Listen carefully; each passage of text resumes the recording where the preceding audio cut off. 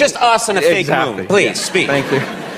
I think Germans always go for a head-on collision, you know, and it rarely has sort of grace and melody and rhythm. It's just the...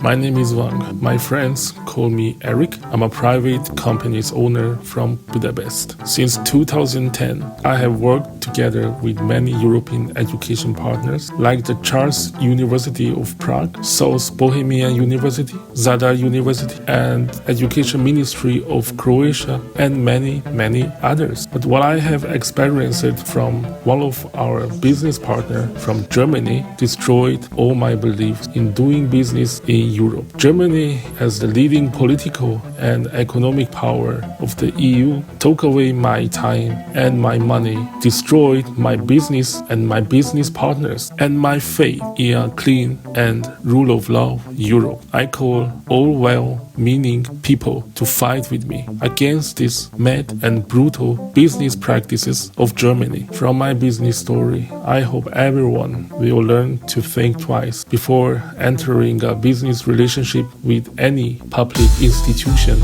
of Germany. From episode 5, you will learn how Germany, as the biggest economic power of Europe, gives no respect to a written agreement and contractual partners. Please do not eat anything until the end of the video. So, from previous episodes, you already know in 2016, I likened the headquarters of the German university TH Wildau to the notorious crime capital city of Juarez, and the ex-president of the German school, Professor Dr. Ungwari, had no problems with that. And instead of starting a negotiation with my company about the termination of the cooperation contract, he claimed that in Germany, legal issues are only seemingly things. But in 2017, out of nothing, he suddenly indicated that a contractual relationship might end because one newly recruited colleague named Claudia had bad feelings about my company. Mutual consent, good faith, seriousness, negotiation, or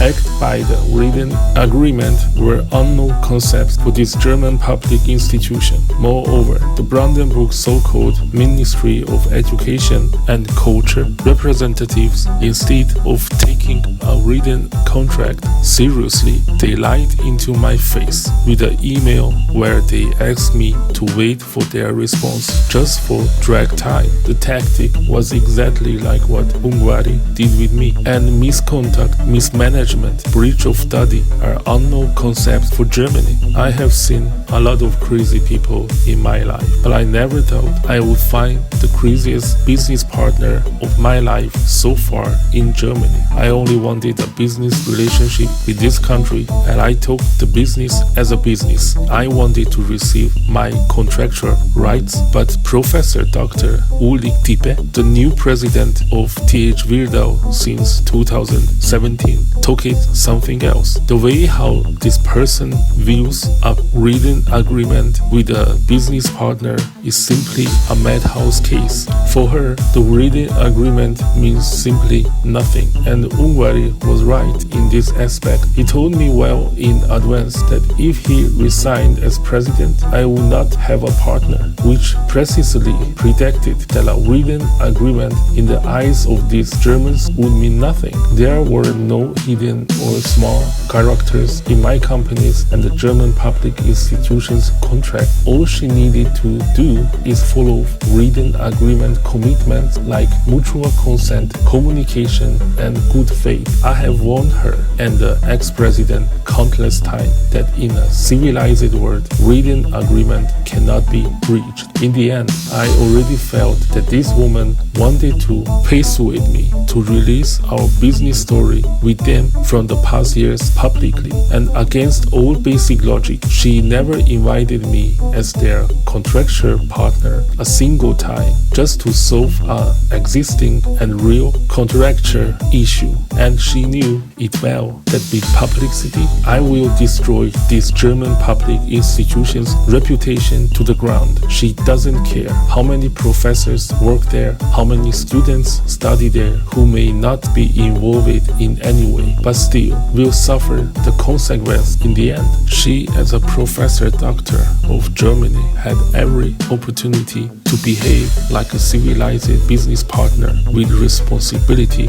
And here comes the fact that I'm a big American movie fan, because there's a lot of truth in American movies. As usual, the Germans have portrayed there as arrogant, cruel, mad and perverted figures. I was able to experience them all together with my German business adventure. Instead, after Ulrich Tippe took over this German public institution in 2017, she turned to me immediately to start a negotiation about what to do with the written agreement. She started pretending that she had nothing to do with what the previous president had signed. We know from history that Germany wasn't a good partner in fulfilling agreements, just like Volkswagen uses software to cheat on the world. So this professor, Ulrich Tippe, can do whatever she wants. Because I was unable to receive any email response from Ulrich Tippe as a contractual partner of my company, I suspected that she didn't know how to read emails. That's why in 2018, I sent one post mail to their German public institution's president. It was a breach of contract warning notice. In it, I listed out their breaches of the agreement, and I claimed with a €500,000 compensation, I may terminate the contract with them as mutual consent. This is exactly the amount which I should have received already in 2015 if their ex-president Ungwari hadn't lied to me. Finally, I have received a response by post mail from Ulrich Tippe. In it, Ulrich, without any question, without a single apology about why she was unable to reply to my emails since 2017, and without a single indication that we as civilized contractual partners should act by the contract, and with a personal negotiation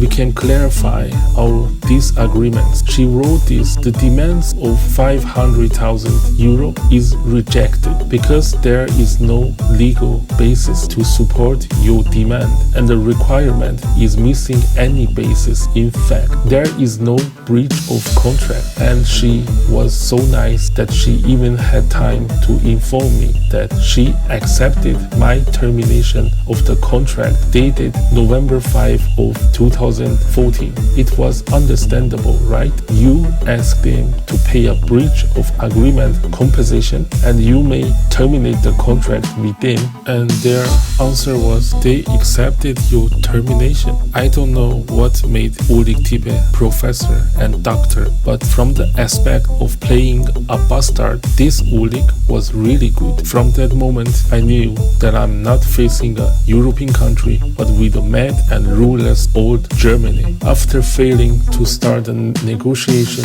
with this president Ulrich in 2018, and because the Brandenburg ministry Dr. Nico shamelessly deceived me, and after the German federal minister Anja K did not recognize the agreement, I knew publicity would be the only solution to solve my problems with this mad and brutal Germany. With my newly established Twitter account, I signaled to various figures such as local German political leaders. Of course, I also reported to the city mayor of Wildau, who allegedly now is under investigations because of corruption. And I also signaled to German newspapers, and I still made some reports to the federal minister Anja K. Despite that the aberrant and ignoring mentality of this Germany was brutal, I still have the hope that this Germany will only behave like a brutal madness up to a limit, but beyond that limit they will notice themselves. But it didn't happen that way. My story,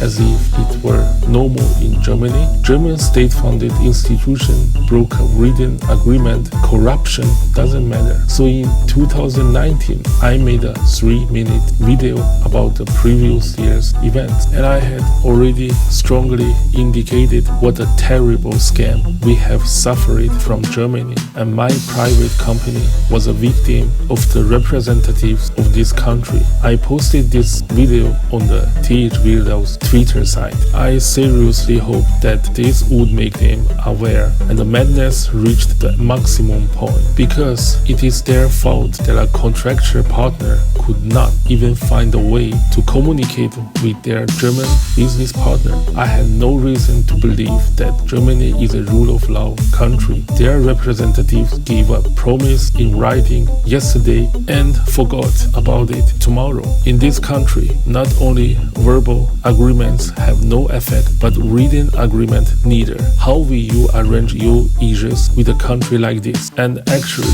I look after corruption cases in Germany, and from big companies to the German police system, I saw corruption cases everywhere. Then I already knew, or I would give up my fight and accept that I was scammed by a German public institution, or I have to use publicity to fight against them. I have children and I have a family. I may be facing a much worse enemy than a criminal organization, but I'm definitely a fight for my justice until my last breath type person. After all, which public institution could claim that everything was within the legal frame when they sent several emails to you like, will there be money if you come, and how much? But these Germans are as brutal as I would have never doubted before. I dare to say that the same case, if it had happened in another African regime, they would have been open to solve the dispute with negotiation. And I had to draw the conclusion that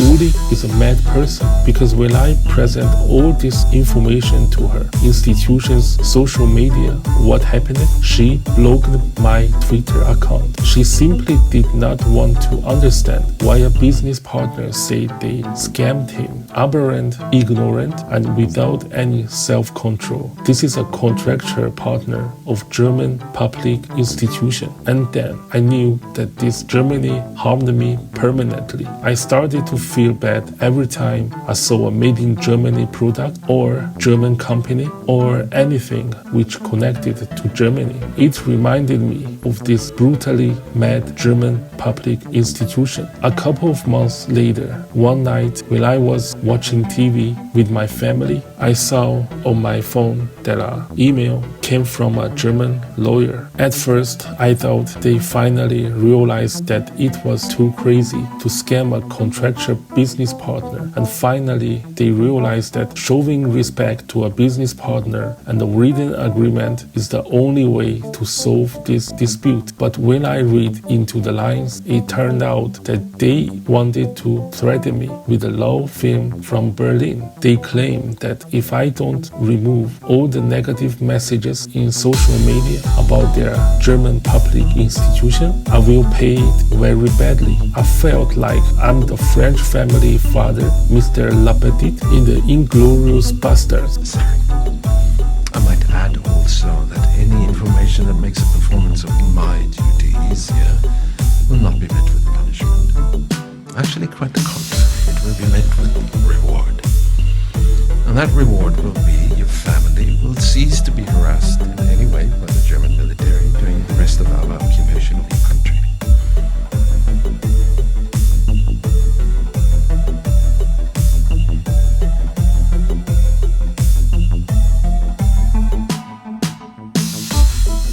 They had no interest to know why a 7-year business partner yelled publicly that they had been scammed by a German state-funded institution. Just like because they are one state-funded institution of Germany, it proves that they are innocent as a lamb. Then I remember it back that at least when I described to Ungvari that his Wildau is like a crime capital city of Juarez, at least Ungvari was honest with me. He didn't say he refused. It was an exaggeration. He wanted me to know that they are not afraid of crime. Uli Tipe hired a law firm from the Chinese town of Berlin to terrorize me and my family. And maybe this Berlin law firm feared that I may still not fear the German bad faith enough. In the end, they added that we should not publish this letter because they wrote this threat directly to me. Can you understand the logic?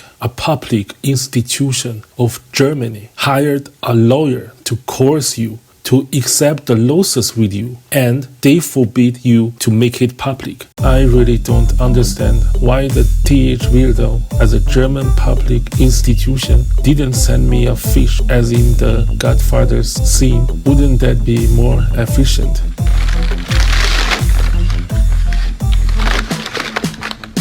What the hell is this? It's a Sicilian message. It means Luca Brasi sleeps with the fishes.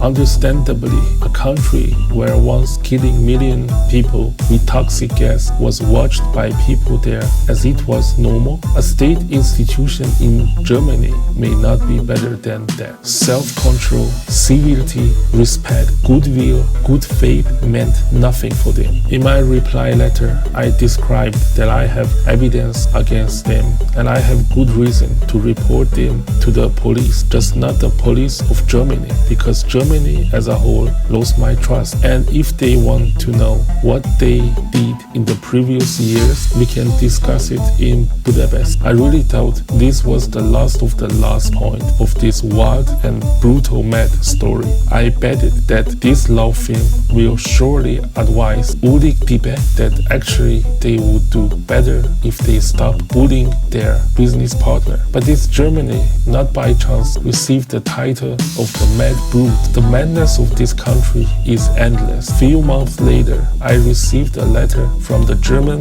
police of Königs-Wusterhausen, only 1-2 kilometers from TH Wildau, and it turned out that Professor Dr. Ulrich Tibet went there and reported that I'm blackmailing their German state-funded institution. And a very good reason for Ulrich was she received my email where I informed her that I'm ready to release our business debate publicly if she still refuses to talk with us as their contractual partners. But I bet that she did not mention that I contacted Ungvari, her, and other vice presidents of TH Wildau since 2016, even through MWFK and BMBF, just to resolve this contractual issue. But they just didn't react or lied the whole time. And now I warned her that the business debate may be released publicly. She immediately learned how to read an email and set it as blackmail. I just cannot understand how a country could be so mad and aberrant, and it is their duty to talk and negotiate with their contractual business partners. But one thing I know well, I didn't regret it at all that I have described TH Wildau to Juarez cartel. I think they are even worse than that. I have heard opinions from British people that they would rather die than stay in a European Union where Germany is the leader. And at that moment, I did not understand why they say things like this. But now I understood everything. I can't imagine how sick this German society could be if such a madhouse figure like Ulrich Tibet could run one entire German state-funded institution only 50 kilometers from Berlin. And I could only guess why I have to suffer so badly from this brutal Germany. Perhaps despite Chancellor Merkel visiting China a lot, which seemed like she is a friend of Chinese culture and Chinese people, actually contained concise and inexhaustible hatred. And in fact, the government of Germany and its institutions hate Chinese people. After all, once the great leader of Germans, Adolf Hitler, said that the Japanese and the Chinese consider it honorary Aryan people, and maybe somehow they saw a kind of rival in Chinese and as their enemy. And my second idea is that they hate Americans because I have warned the German federal minister that if they continue to play the bully, I will refer our case to the US authorities, including the Berlin ambassador Richard Richard Grenner. There is also a good chance of this being defeated by the Americans, and they hate America for they were unable to rule the world. I know people from Wildau who openly claim that they have never seen one American movie and they are not friends of America. So my third idea is that they hated the ex-president Ungvari himself, and with him they might have negative feelings towards Hungarians. So they forced me to release the story of Ungvari, even if their public institution will also suffer big. And in vain, I heard so much from Hungarians that how they helped Germans a lot during the Cold War. In fact, they are not filled with positive emotions toward Hungarians, but I'm sure that what Ulrich Tippe is doing is approved by the German Federal Minister Anja Galitzek and also by the Brandenburg Education Ministry because they are well informed about this business dispute. With normal human reason, I can in no way comprehend that the head of a German state institution starts to behave in such a beastly way with one contractual business partner. The reputation of a German public institution, the land of Brandenburg, and even Germany meant nothing for this professor Ulrich Tippe. Of course, maybe she thought there is no reputation left for this Germany, so she had nothing to lose.